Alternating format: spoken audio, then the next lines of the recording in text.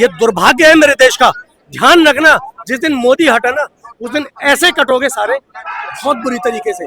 ये सरकार आई है, सम्मान कर लो आराम से, नहीं तो जिस दिन मोदी हटा बहुत बुरी तरीके से सारे कटेंगे। कहाँ पहुंच गए हो तुम? कहाँ ला दिया कांग्रेस को? बताओ कि तुम्हें उन लोगों के साथ खड़ा होना पड़ रहा है जिनको तुम गालियां देते थे। उस आम आदमी पार्टी के साथ खड़ा होना पड़ रहा है जहाँ एक नहीं बनती थी इनकी यार। उस अखिलेश यादव के साथ जहाँ चुनाव होने तक लड़ाइयां हुई है, जब लास्ट में जाके जब इन्होंने देखा है अबे यार दाल नहीं गलेगी, सारे हार जाएंगे।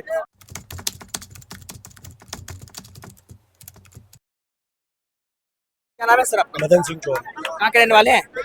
दिल्ली के रहने वाले। हिंदू बटेंगे तो कटेंगे, कैसे देखते हैं इस मुद्दे को? देखो, ये अभी से नहीं है।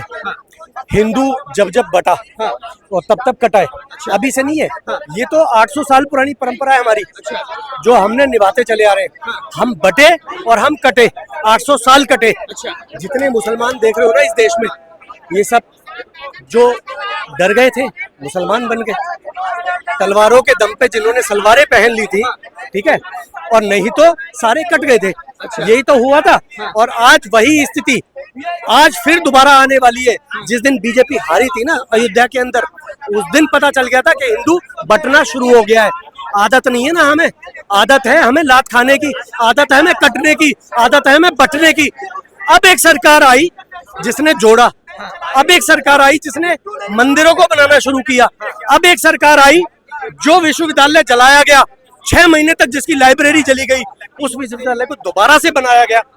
अब सरकार आई है हमारी जो संस्कृति सभ्यता उसको दोबारा से लाने की, वो सरकार आई।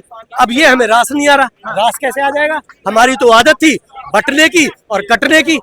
अब दोबारा से मैं कह रहा हूँ, हम इतने उस पर चल पड़े भाई साहब, ये दुर्भाग्य है मेरे देश का।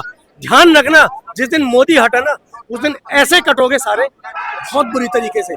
ये सरकार आई है, सम्मान कर लो आराम से, नहीं तो जिस दिन मोदी हटा बहुत बुरी तरीके से सारे कटेंगे। अच्छी सरकार है, अच्छी सरकार है। एक आदमी जिसके आगे पीछे कोई नहीं है भाई साहब।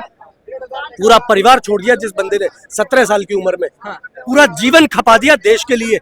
ये आप उस क्षेत्र को देख लो जिस तीन बार मुख्यमंत्री रहे, उस गुजरात में, और वो गुजरात उन्होंने उस पे ला दिया। 18% की जीडीपी का भागीदार है गुजरात, केवल उस आदमी की वजह से, जब हमने चुना था मोदी जी को। और उस मोदी जी के आने के बाद आज स्थिति देख लो मेरे देश की कैसे सुधरी। 10 साल के अंदर सारी चीजें बदल गई। कैसे बदल गई? 10 साल में, 50 साल में कांग्रेस नहीं बदल पाई। 50 साल में कांग्रेस ने लूटने का काम किया। आज एक सरकार आई जो देश को जोड़ने का काम कर रही है। एक सरकार आई जिसने मान सम्मान दिला दिया विश्व में। यार कोविड जैसी महामारी, भाई साहब वैक्सीन बनाना 1 साल में और वैक्सीन पूरे देश को लगाना, पूरे विश्व की सबसे बड़ी जनसंख्या वाला देश है, उस जनसंख्या को वैक्सीन लगाना, ये बहुत बड़ा चैलेंज था। एक आदमी ने क्या स्मूथली कर दिया। गांधी तो आरोप लगा रहे कि ये जो बीजेपी जो पार्टी है वो बड़े लोगों की, उद्योगपतियों की पार्टी है, सूट बूट वाली पार्टी है। आम जनता के विषय में, बेरोजगारी पे मुद्दे पे बात गरीब आदमी जब उद्योगपति बन जाए, गरीब आदमी अमीर हो जाए, तो ये कैसे रास आ जाएगा? पहले इन्हें दिक्कत थी कि गरीब क्यों है, अब जब गरीब उठने लगा है तो ये उठ कैसे रहा है? अगर वो उद्योगपति बन गए, भाई जो काम करेगा जो अमीर तो बनेगा ही, जो काम करेगा। अब जो वो अमीर बन रहा है तो तुम्हें क्या दिक्कत है? तुम्हें तो खुश होना चाहिए कि मेरे देश में उतने रईस हैं जो विश्व में कहीं नहीं है। आपकी तो शान बढ़नी चाहिए। आप इसमें बेइज्जती महसूस क्यों कर रहे हो? गरीबी कितने हद तक, कितने करोड़ लोगों का जीवन ऊपर उठाए। आज कोविड के बाद से जब हर देश की जीडीपी भाई साहब गिर गई थी, अर्थव्यवस्था बदतर हो गई थी, श्रीलंका, अफगानिस्तान, पाकिस्तान जैसे देशों की बैंड बज गई। आज उस देश में आके देख लो भाई साहब, कितने साल हो गए कोविड को, और अब तक राशन फ्री बांटा जा रहा है। फ्री खा रहे साले, फ्री खाने के बाद उसी सरकार को गाली दे रहे। अबे कैसे जचन तो तुम यार, कैसे दोगले लोगो। वही राहुल गांधी आज देख लो यार, मतलब कितने, मैं तो पप्पू कहना ही बंद कर दिया, दलाल लोग इस देश के, जो वहां अमेरिका में जाके मेरे देश की बुराई कर रहा है। अबे तुम्हारी हिम्मत कैसे हो गई कि तुम मेरे देश की बुराई करो वहां जाके? तुम बता रहे हो मेरे देश में कितने गरीब है, कितने भिखारी है।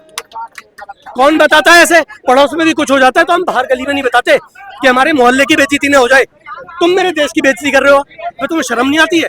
और ऐसे देश को, ऐसे आदमी को वोट देने के लिए लोग खड़े हुए हैं। बताओ, शर्म की बात है उन लोगों को।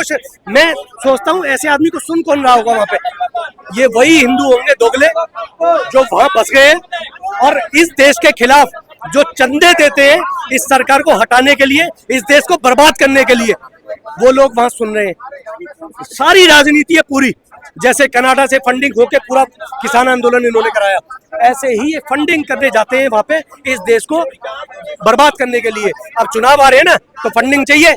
अब चुनाव आ रहे हैं तो इसलिए वहां जाएंगे, वहां से फिर इनकी सारी चीजें चलेंगी इस देश को बरगलाने के लिए, सारी चीजें चलेंगी इनकी। पैसे से सब कुछ होता है। अब देखो ना सरकार ने किस तरीके से पत्थरबाजी बंद कर दी जैसे ही मोनेटाइजेशन हुआ, तो पैसे से सब कुछ होता है। अब ये पैसा इकट्ठा कर रहे हैं वहां जाके अपनी सपोर्ट लूट रहे हैं कि कैसे भी बस सत्ता हथिया ले, क्योंकि आदत नहीं थी ना सत्ता से बाहर रहने की, आदत नहीं थी, अब आदत खराब हो गई भाई। लेकिन इन्हें पता होना चाहिए, एक ऐसा आदमी, एक इतना ईमानदार आदमी इस देश को चला रहा है ना, उसके सामने कोई नहीं टिक पाएगा। मैं कहता हूँ इस बार ये कह रहे हैं ना कि सांसदी के चुनाव में इनकी वो कमाई, कहाँ से कमा गई? बीजेपी उतनी सीट, टेक्निकली बता रहा हूँ, बीजेपी उतनी सीट लेके आई जितनी पूरे दलाल सारे एक साथ मिलकर नहीं ला पाए थे। तो कहाँ से बीजेपी हार गई? बीजेपी को तो वोट बैंक मिला ना, बीजेपी को तो सपोर्ट मिला। पूरा देश बीजेपी के साथ खड़ा है यार, पूरा देश मोदी के साथ खड़ा है। और जो नहीं खड़ा वो जयचंद की लिस्ट में। ध्यान रखना, तुम लोगों को ये देश कभी माफ नहीं करेगा। अगर ये सरकार गई तो आने वाली पुरखे तुम्हें कभी भी माफ नहीं करेंगी भाई साहब, ये ध्यान रखना। लेकिन राहुल गांधी आरोप लगा रहे हैं कि जिस तरीके से हमने लोकसभा में धूल चटा दिया, आने वाले विधानसभा में यूपी का चुनाव होने वाला है 27 में, योगी को भी उखाड़ के फेंके। यार ये वो सरकारें हैं जो 400, कभी इंदिरा गांधी फुल फॉर्म में थी, कभी राजीव गांधी फुल फॉर्म में थे, जो पूरा देश इनके साथ खड़ा। आज वो 100 भी नहीं ला पाए थे, तब ये कह रहे हैं कि हमने धूल चटा दी। अबे शर्म आती है तुम लोगों को कहने के लिए, जो एक देश की सबसे बड़ी पार्टी, देश के जन्म होने से लेके अब तक की पार्टी, वो ये कह रही है कि हमने धूल चटा दी। ये नौबत आ गई है कांग्रेस की कि इन्हें धूल चटानी पड़ रही है, ऐसे शब्द बोलने पड़ रहे हैं। अबे तुम्हें शर्म आनी चाहिए, तुम बोल क्या रहे हो? तुम्हें धूल चटाने की नौबत लानी पड़ गई तुम्हें किसी को। कहां पहुंच गए हो तुम? कहां ला दिया कांग्रेस को? बताओ कि तुम्हें उन लोगों के साथ खड़ा होना पड़ रहा है जिनको तुम गालियां देते थे। उस आम आदमी पार्टी के साथ खड़ा होना पड़ रहा है जहां एक नहीं बनती थी इनकी यार, उस अखिलेश यादव के साथ जहां चुनाव होने तक लड़ाइयां हुई है। जब लास्ट में जाके जब इन्होंने देखा है अबे यार दाल नहीं गलेगी, सारे हार जाएंगे, करो। ऐसे लोग जिनको, जो भ्रष्टाचार में लिप्त थे, ऐसे लोग जो बलात्कार में लिप्त थे, ऐसे लोग जो देश को तोड़ने वाले लोग, ऐसे लोग जो हिंदू मुसलमान करने वाले लोग, वो साथ में एक मंच पे खड़े होके यार, एक मंच पे खड़े थे वो लोग मोदी को गाली देने के लिए। बताओ, शर्म आती है ऐसे लोगों को। और ये पार्टियां कहती है कि हमने धूल चढ़ा दी बीजेपी को।